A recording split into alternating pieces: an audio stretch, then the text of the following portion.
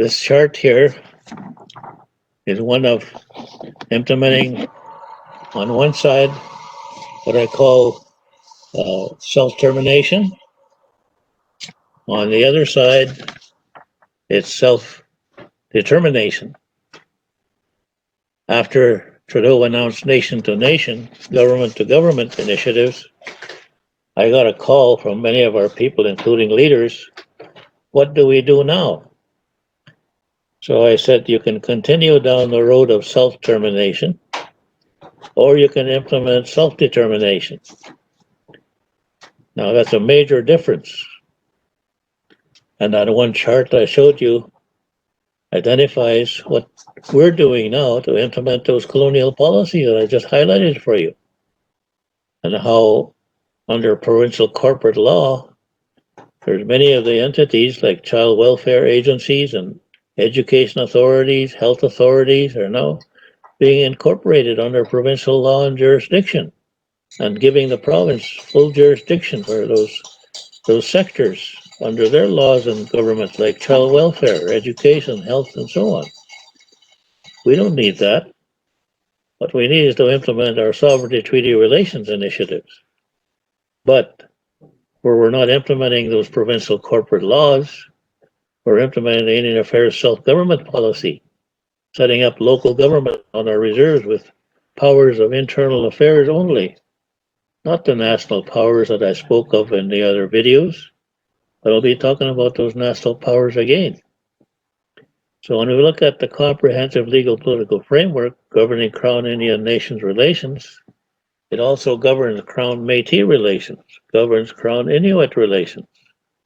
So when we move ahead with that whole comprehensive framework that I'm going to be discussing with you, it's implementing this whole chart of how the current status of the treaties, inherent sovereignty, and treaties are recognized by that comprehensive legal political framework. And it recognizes the nation-to-nation relations, the government-to-government relations. It recognizes the inherent rights and title, the treaties and treaty rights. And how is that comprehensive legal political framework governed? What is it governed by? Well, it's governed by our inherent sovereignty and Canada's assumed sovereignty. It's governed by our inherent rights and title, and inherent rights by sector. It's governed by the treaties, the international treaties we made with the Crown. It's governed by the Royal Proclamation of 1763. And the late Judge Dixon, when I discussed the patriation of the Constitution with him, he's a Supreme Court judge, and he said, I agree with everything you have in your charts, but he said, never let them leave out the Royal Proclamation of 1763 from the Canadian Constitution. He said, here's why. As far as I'm concerned, the Royal Proclamation of 1763 is royal instructions provided to us in the federal government and parliament by the Crown, the right of England and Ireland, and by the British government and the Empire of England and Ireland. Those are royal instructions in the form of a Bill of Rights, he said. That Bill of Rights requires us to recognize your sovereignty, your national powers of governing, national powers of treaty making, recognizing the treaty making process between the Crown and Indian nations. It recognizes all the inherent rights and an inherent title to the lands and resources that you have identified, he said. But you will still need your own charter of rights under your laws and jurisdiction. So that's what the Royal Proclamation provides for of 1763, and it forms a part of the instruments governing the comprehensive legal political framework. Now we have the Constitution Act of 1982 that governs that framework. We have the international laws, Civil and Political Rights Convention that recognizes the sovereignty of nations and has criteria for the recognition of sovereignty of nations, language, identifiable population, lands, territory, your own forms of government, laws and jurisdiction. We qualify under that criteria for the recognition of sovereignty of our nations under that international convention. And we have the UNDRIP, UN Declaration on the Recognition of the Rights of Indigenous Peoples. Like I said earlier in the video on treaties. There's also the Organization of American States Declaration, and Canada is one of the members of the Organization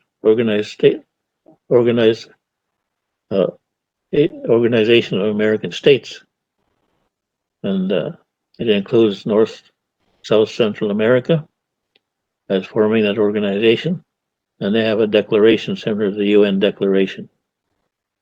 So that's the framework that is governing that comprehensive legal political framework respecting the recognition of the Crown Indian Nations relations, sovereignty treaty relations, the nation-to-nation relations, the government-to-government relations, and recognizing all of our inherent rights and title, treaties and treaty rights. Now, you'll hear people talk about the relationships, and in this comprehensive chart, then again, if you go down the middle of it, you will see where it has identified the relationships. What are those relationships? Again, a code of silence. The relationships identify the political relations. In what form? Equality of government, jurisdiction, law, and courts. Now that's not new. Go across the border. You have tribal government, jurisdiction, law, and courts. You have state government, jurisdiction, law, and courts. Federal jurisdiction, law, and courts, and Congress. Now, in Canada, you already have the interface of jurisdiction law with respect to the civil code, the French civil code in Quebec, which is French law applied by the provincial government. And for the rest of Canada, there's the English common law that's applied nationally. And the interface of French law and English law is being addressed here in Canada. So when we look at the political relations, the equality of government, jurisdiction, and law, we need to go there as well in terms of enforcing our jurisdiction under our laws, implementing jurisdiction in every sector, but it'll also impact on the equality, on the interface of government, jurisdiction, and law as well. I'll come to that in a moment. But now we have the treaty relations, and I've given you all the information on the treaty video that provides how we implement our national powers of treaty making and how inherent rights, inherent sovereignty, inherent types of lands and resources are reserved, recognized, confirmed, and guaranteed by treaty, and the treaties and treaty rights. So then you have judicial relations. We keep complaining about the federal provincial justice system and courts and laws. Well, it's time, 2020. Why don't we have our own justice system, traditional contemporary justice system, and our own laws and jurisdiction, implement our inherent legal system? And the Justice Minister and the Prime Minister announced the recognition of us administering our own justice. Well, how do we do that? It has to be under our own laws and jurisdiction. And they recognize the inherent legal status of our laws, our inherent legal system. So that's no reason why we can't move ahead then in occupying the field with our own traditional contemporary justice act and enforcing it and implementing not just on the reserve by band or community, but nationally, internationally.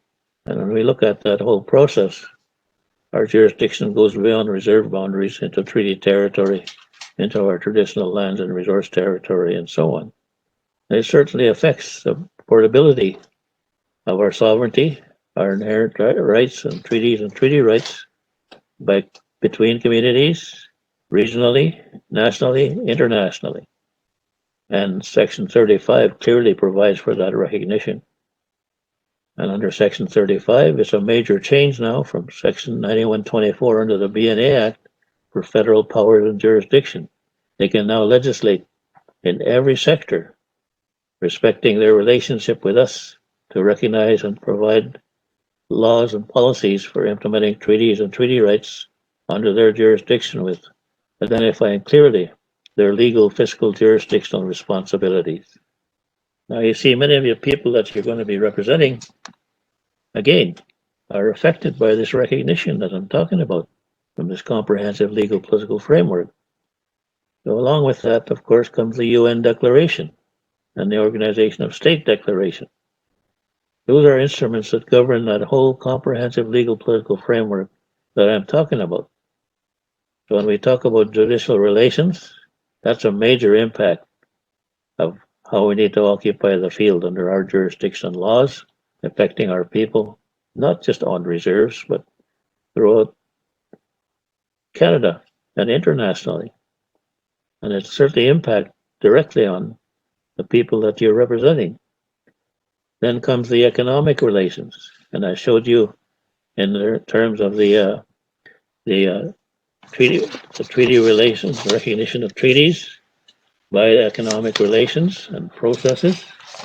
And when we look at that, here's the chart again for the recognition of a First Nations economy that has to be implemented by us under our laws and jurisdiction, and identifying inherent rights and treaty rights in every sector of the economy, and how we benefit in terms of ownership and equity in every sector of the economy.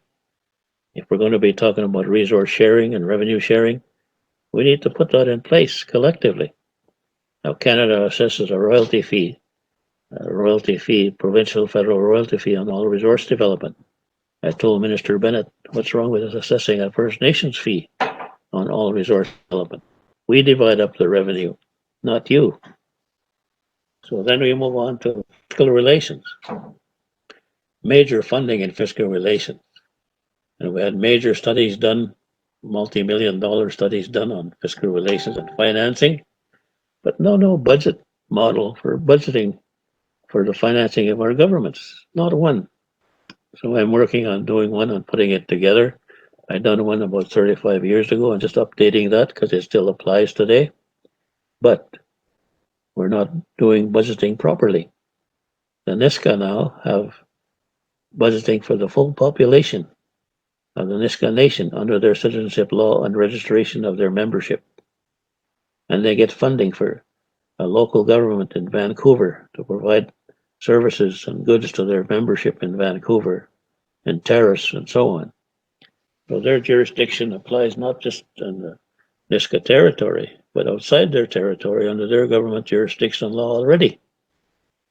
So then, of course, comes the issue of implementing fiscal relations based on our budgets. But what's wrong with having our own Finance Administration Act that occupies the field in every sector, but also provides for us budgeting in a comprehensive way for the fiscal relations and financing we need in our governments and every sector. Then they can enter into government-to-government fiscal agreements with the federal government under their Finance Administration Act. Right now in Saskatchewan here we have 74 bands in the Federation of Nations and 4 nations recognized in the Federation of Nations. But 44 of them have bought into the Federal Finance Administration Act. What for?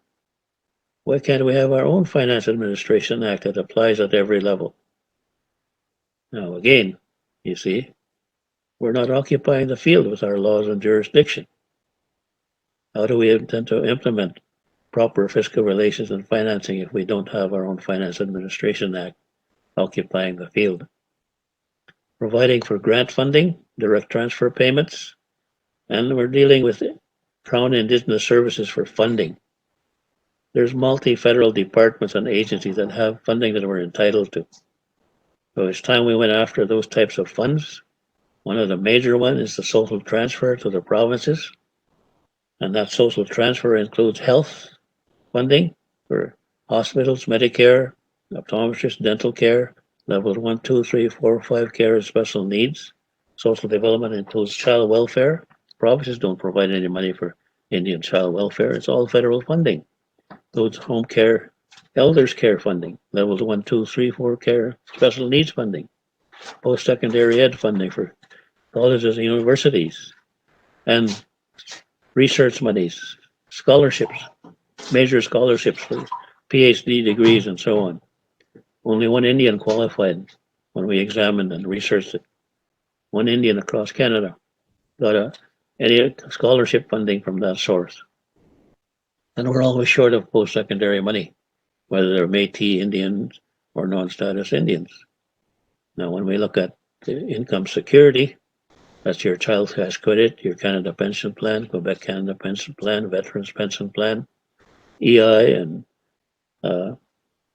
I added in the works that we've done on the Child Medicine Chest Task Force, the disabilities, guaranteed annual income for the disabilities. But I also developed a Crown Indian Nations social safety net that would direct all that funding to our governments and our nations and our peoples. Now, that's just one example of major funding in the billions of dollars, not the millions of dollars, it's in the billions of dollars. Now, why aren't we going there in terms of getting our access to those types of revenues? And again, your problem is, again, being able to access the financing that's needed for doing what you want to do. Well, that comprehensive legal political framework that I just gave to you provides for the opportunity to take advantage of that authority and jurisdiction that lies within that framework. But Canada's having problems in not understanding how to do it. So the other one, of course, is the international relations. How do you implement UNDRIP? I gave you an example of that in the inherent rights video. You can take a look at that. But we need to implement that UN declaration. We say we're sovereign, we have national governance of our nations, and we should be implementing the UN declaration, not waiting for Canada to do it. And they have to do it, of course, but the form of law that they're proposing is going to be one example of how to do that. Now, we're making laws under the framework that I just talked about. All those laws, like the Indian Act amendments, in terms of Bill C-31, affecting many of your members, but they have the Finance Administration Act, the Land Management Act, the Fiscal Relations Act, and so on. And those laws are made under Section 9124 of the BNA Act, not under Section 35. The reason they've done that is to restrict the application of the comprehensive recognition under Section 35 that's there, right? Recognizing everything that I've talked about, including the videos that you see on inherent rights treaties. Now, when we talk about that whole implementation then of Section 35 and the comprehensive legal political framework, it provides how we implement our sovereignty of our governments, of our nations, and how we implement our own jurisdiction and our own inherent legal system in every sector, applying our laws in every sector. And if you want to get proper financing, you need laws governing program standards. Where is our laws? Where is the federal laws? Auditor General told the federal government, your INAC and FNIHB policies have no legislative base. And the Auditor General agreed with me that they have no laws governing their program standards, yet they come along and these are the legal agreements and legal authorities we have. They have no laws.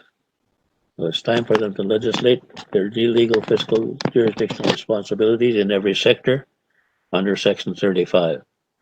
So now the new Act on Child Welfare certainly does that. It gives legal effect to Section 35 and to the UN Declaration. And it recognizes our jurisdiction under our laws to implement our own child welfare and family support laws. Now, again, many of those people, young people affected historically by that child welfare system are people that you're representing. So there's much to be done in terms of the recognition of our own jurisdiction for child welfare and family support under our laws.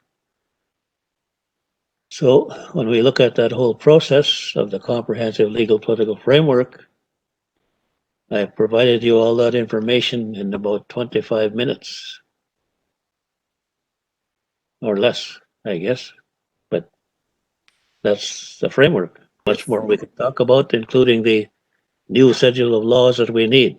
And I got a document that details the new schedule of laws that we need for unique and special laws under our government's jurisdiction. Special laws for a traditional contemporary education system that implements the inherent rights under the traditional education system, that recognizes our own history, our own language, our own culture, And we had science and technology in terms of the uh, connection we have and to lands and resources.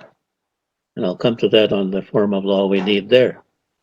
But we can implement a traditional contemporary act under our own jurisdiction laws that scopes out the total uh, jurisdiction for education, both traditional contemporary education, as the contemporary education impacts on trade, skills, and professional education benefits under treaty. Now, you see, when I was talking about budgeting earlier, and under the laws that we have to have governing program standards, the treaty right to traditional uh, contemporary education system that impacts on trade, skills, and professional education and training, that applies to every sector. They need trade, skills, and professional training in health, in social development, in the economy, in justice, lands and resources. And every sector needs that type of funding. But we're not budgeting for that in every sector. We're leaving it up to education to do the budgeting, and they're based on a federal formula that's supposed to be a new one with funding of students that graduate from high school to go on with their post-secondary ed, and then funding of a school. Well, there's a much greater funding requirement for the financing the traditional contemporary education system, as you can see. But where is our traditional contemporary education act? When you talk about lands and resources, how are we connected in terms of our inherent title to lands and resources? And we're connected to lands and resources through our sovereignty, our spiritual and cultural connection to lands and resources. That's the foundation for the connection we have to our lands and resources. Now again, where is our inherent title to lands and resources that not only applies to lands and resources by band for their reserves, but throughout our traditional treaty territory and ancestral territory for livelihood and for benefits? And that piece of legislation is critical right now because the provinces are moving in every area to prevent us from occupying the field. And when you look at Treaty 6 that we took to the International Forum to identify the status of Treaty 6, they declared it an international treaty, but they also examined how the British Parliament breached Treaty 6. And what did they examine? They examined the NRTA, the Natural Resources Transfer Agreement of 1930, and they declared that agreement invalid. Why? Because they already had a treaty with us, and the leadership and the representatives for treaties weren't there to agree to that NRTA passed by the British Parliament, so they declared it invalid. But here we are still dealing with that issue today. All kinds of lawyers and experts have dealt with the impact of the 1930 transfer agreement, but not one has examined the status of the NRTA. I just gave you the status of it in terms of the UN findings and the UN declaration. It's illegal. So then you look at citizenship and membership. I already told you how we need to legislate. That includes dual citizenship status. But we need to occupy the field for the full jurisdiction of our citizens and our members. And when we talk about that, it also has to include the recognition of the portability of the sovereignty, the inherent rights and treaty rights status of our people by community, between communities, regionally, internationally, and nationally. Now we need to occupy the field with our own Citizenship Act and laws and our own regulations, occupying the field, exercising our jurisdiction and responsibilities under our laws for citizenship and membership. So that's just a few examples of the unique and special laws that are needed. And I identified how the federal government wants to do with the Indian Act. And if they want to do it with the Indian Act, the way with registration of Indians. And I told them you have to amend your Citizenship Act, a new part of the Citizenship Act that identifies clearly the registration of us under our jurisdiction laws through their system of registering Indians, but also recognizing the full benefits and status of Indian people and Indian nations under their Citizenship Act, and provide for the dual citizenship status that's there now under Section 35, where it recognizes constitutional recognition of Indians, Métis, and Inuit as citizens, not as members like the Indian Act does. So that provides for a dual citizenship status for Sol Sanderson, the Cree registered under the Chickasaw Nation Cree Citizenship Act, with full status, rights, and benefits. They'd have to recognize my status in terms of the full rights and benefits I have under their amendment to their Citizenship Act, and occupying the field so that there's no dispute about what my benefits are and my rights are for recognition by Canada and the Crown. So if that helps you, that's the type of thing that you need to examine in terms of moving ahead with the issues impacting on your membership and your organization. Thank you.